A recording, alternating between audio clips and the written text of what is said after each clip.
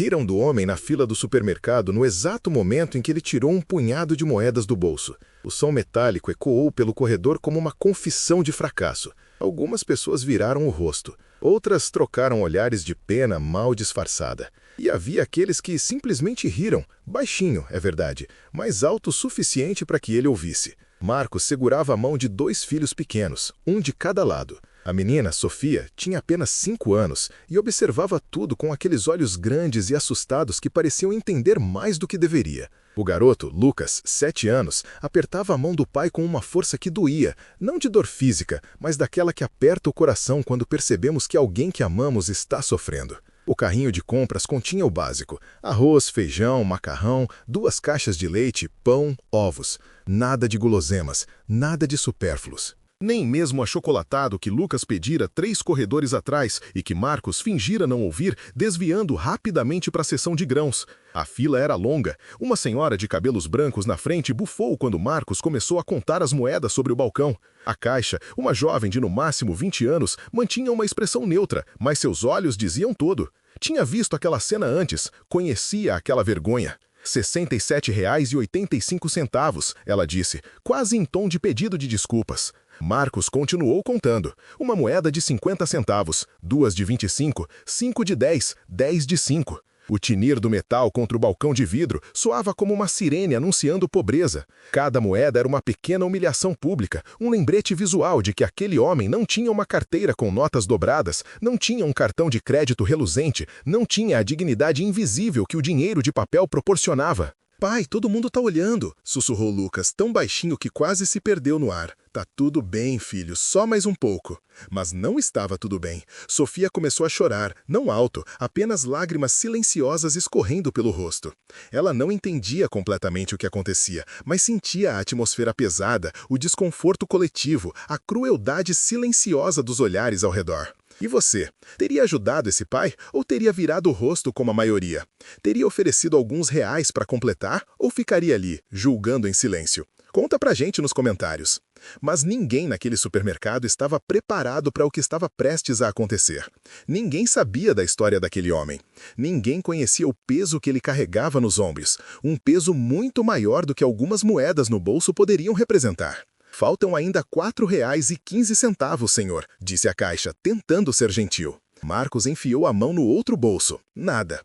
Olhou para o carrinho. Teria que devolver algo. O olhar dele percorreu os itens. Qual seria? O leite? Os ovos? O pão? Como escolher entre alimentos básicos para 2 crianças que dependiam exclusivamente dele? "Pode tirar o leite", ele disse, e a voz saiu mais fraca do que pretendia. A caixa pegou as 2 caixas de leite e colocou de lado. O valor caiu para R$ 53,20. Marcos continuou contando. Ainda faltavam alguns centavos. 10 centavos. Miseráveis 10 centavos que separavam aquele homem de alimentar seus filhos.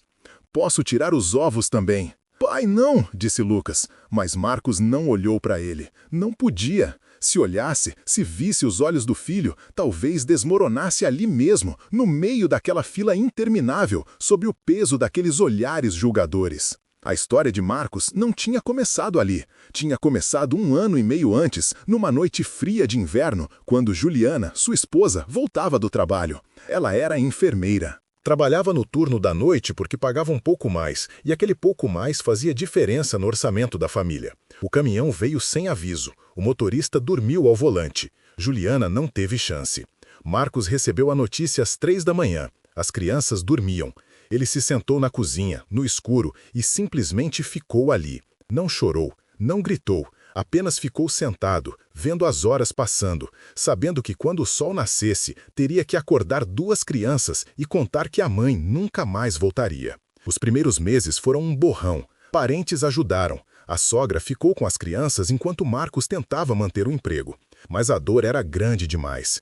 Ele começou a faltar, chegava atrasado, não conseguia se concentrar. O chefe foi compreensivo no começo, depois, menos. 3 meses após o acidente, Marcos foi demitido. Tentou vender lanches, tentou fazer entregas de aplicativo, tentou bicos de pedreiro, apesar de não entender nada de construção. Aceitava qualquer coisa. Mas a conta bancária só diminuía, os aluguéis atrasavam, as contas de luz chegavam com ameaças de corte. A sogra adoeceu, não podia mais ajudar com as crianças. Marcos ficou sozinho, completamente sozinho.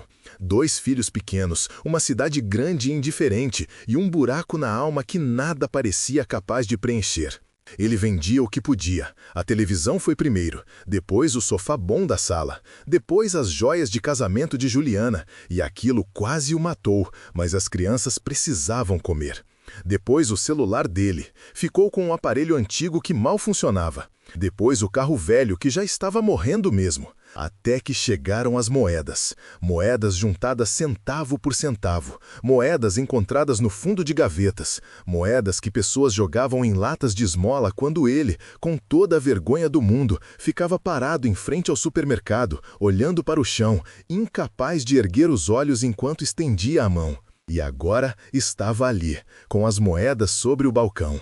Com os filhos agarrados às suas pernas, com uma fila inteira de pessoas assistindo aquela humilhação como se fosse um espetáculo.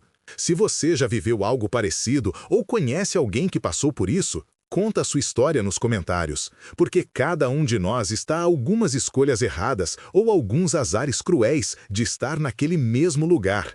Se histórias de pais que nunca desistem, mesmo quando o mundo parece desmoronar, te emocionam, inscreva-se agora. Novas histórias poderosas toda semana. Porque o que aconteceu a seguir mudou não apenas a vida de Marcos, mas de todos que estavam naquele supermercado. Eu pago. A voz veio de trás. Todos viraram. Era um homem de uns 40 e tantos anos, terno simples mais limpo, gravata levemente afrouxada. Segurava uma cesta de compras com alguns itens. Não precisa, disse Marcos, sem olhar para trás. A vergonha já era grande demais. Aceitar caridade de um estranho seria a gota final. Eu sei que não precisa. Mas eu quero. O homem se aproximou, colocou a mão no ombro de Marcos, um toque firme, respeitoso. Não era pena, era algo diferente. Era reconhecimento. E quero pagar a conta deles também, disse ele, apontando para uma mulher idosa com uma sacola pequena e para um casal jovem com um bebê no colo, ambos na mesma fila. O supermercado ficou em silêncio. A caixa parou de digitar. As pessoas pararam de cochichar. Até as crianças pararam de chorar. Por quê? Perguntou Marcos, finalmente olhando para o homem. Porque eu já estive onde você está. Já contei moedas em público. Já senti as pessoas olharem. Já tive que escolher entre leite e ovos. Já desejei que a terra me engolisse. A voz do homem estava firme, mas os olhos brilhavam. Não de lágrimas de tristeza, de algo mais profundo. De memória, de compreensão. Minha esposa morreu há 5 anos, câncer. Deixou dívidas hospitalares que me quebraram. Fiquei com 2 filhas. Perdi o emprego, perdi a casa. Dormi no carro com elas durante 4 meses. As pessoas na fila começaram a se aproximar, formando um pequeno círculo. Ninguém tinha pressa agora. Ninguém bufava, ninguém ria. Mas alguém me ajudou, continuou o homem. Um completo estranho pagou minhas compras um dia. Disse que tinha estado ali. Disse que a única maneira de retribuir era ajudando outra pessoa quando eu pudesse. Ele tirou a carteira do bolso, retirou algumas notas, entregou para a caixa. Cobre as compras dele e deles, e se sobrar, dê de volta para ele. A caixa pegou o dinheiro com as mãos tremendo levemente. Passou as compras de Marcos e colocou o leite de volta, e os ovos, e adicionou o achocolatado que Lucas tinha pedido. E colocou algumas barras de chocolate e frutas. Não é caridade, disse o homem, olhando diretamente para Marcos. É humanidade. É lembrar que todos nós, em algum momento, precisamos de ajuda, e que não há vergonha nenhuma nisso. Marcos sentiu as lágrimas finalmente virem. Não eram lágrimas de vergonha, eram lágrimas de alívio, de gratidão, de reconhecimento de que ainda existia bondade no mundo. Como posso te agradecer? Fazendo o mesmo por outra pessoa quando você puder. Não importa quando, não importa quanto tempo demore, mas quando você estiver bem novamente, e você vai ficar, faça isso por alguém. O homem pagou as contas dos outros da fila também. A senhora idosa chorou. O casal jovem agradeceu 5 vezes. E então ele simplesmente saiu, carregando sua pequena cesta de compras, sem esperar agradecimentos extras, sem querer reconhecimento. Mas algo mudou no ar do supermercado. Como se uma cortina invisível tivesse sido rasgada. Como se as pessoas, por um breve momento, lembrassem do que significa ser humano. Uma mulher na fila se aproximou de Marcos. Eu tenho roupas de criança que meus filhos não usam mais. Se você quiser, posso separar. Um senhor de boné ofereceu ajuda para procurar emprego. Tenho uma oficina mecânica. Preciso de alguém para ajudar com limpeza e organização. Não é muito, mas é um começo. A própria caixa, a jovem de 20 anos, anotou o número de telefone num papel. Minha mãe trabalha numa creche. Sei que eles estão aceitando crianças pelo programa social da prefeitura. Posso passar seu contato. Marcos estava atordoado. Em 15 minutos, tinha passado da humilhação mais profunda para ser cercado de ajuda. Não era piedade, era algo muito maior. Era o reconhecimento de que todos nós somos frágeis, todos nós estamos a um passo do abismo, e que estender a mão não é fraqueza, é a única coisa que nos mantém humanos. E você, lutaria até o fim como ele ou desistiria no meio do caminho? Já ajudou alguém em uma situação parecida ou já foi ajudado quando mais precisava? Escreve aí nos comentários. Quando Marcos saiu do supermercado segurando as mãos dos filhos e carregando sacolas cheias, mais cheias do que tinha entrado, o céu estava estrelado. Sofia olhou para cima. Pai, a mamãe tá vendo a gente? Marcos ajoelhou na calçada, abraçando os 2 filhos com força. Tá sim, meu amor. Ela sempre tá. Ela mandou aquele homem ajudar? Marcos sorriu. A primeira vez que sorriu de verdade em meses. Talvez ela só lembrou o mundo de que ainda existe gente boa.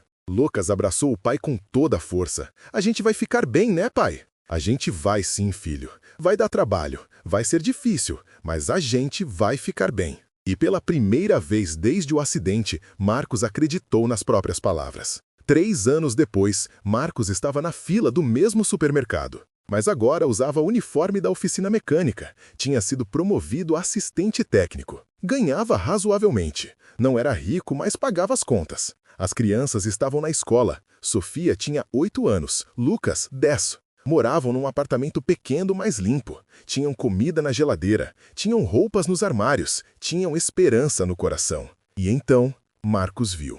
Um homem jovem, não mais que 25 anos, com um bebê no colo e uma sacola de fraldas na mão, tentando pagar as compras, contando moedas. As pessoas olhando. O mesmo olhar, a mesma crueldade silenciosa. Marcos não pensou 2 vezes, aproximou-se, colocou a mão no ombro do rapaz. Eu pago. O jovem olhou para ele, surpreso, confuso, envergonhado. Por quê?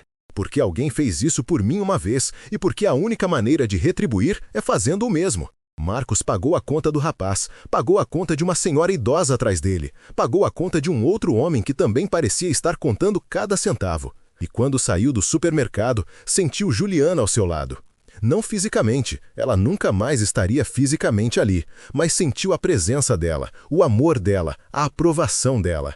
Porque no final das contas, não levamos nada deste mundo, exceto o amor que compartilhamos e a bondade que espalhamos e as vidas que tocamos. Naquele dia, no supermercado, não houve um milagre. Não houve intervenção divina, não houve magia, houve apenas humanidade. E às vezes, isso é mais do que suficiente. Se essa história te tocou, inscreva-se agora para ouvir mais relatos reais de coragem, superação e bondade todas as semanas. E clique no vídeo da tela para assistir o próximo, com uma reviravolta tão intensa que você nunca vai esquecer. Porque cada um de nós tem o poder de mudar uma vida. Cada um de nós pode ser aquele estranho que aparece no momento certo. Cada um de nós pode escolher ser bondade no mundo que às vezes parece ter esquecido o que isso significa. E talvez, só talvez, essa seja a única coisa que realmente importa. Não quanto dinheiro temos no bolso, não que roupa vestimos, não que carro dirigimos, mas se, quando alguém precisou, estendemos a mão ou viramos o rosto. A escolha sempre foi nossa e sempre será.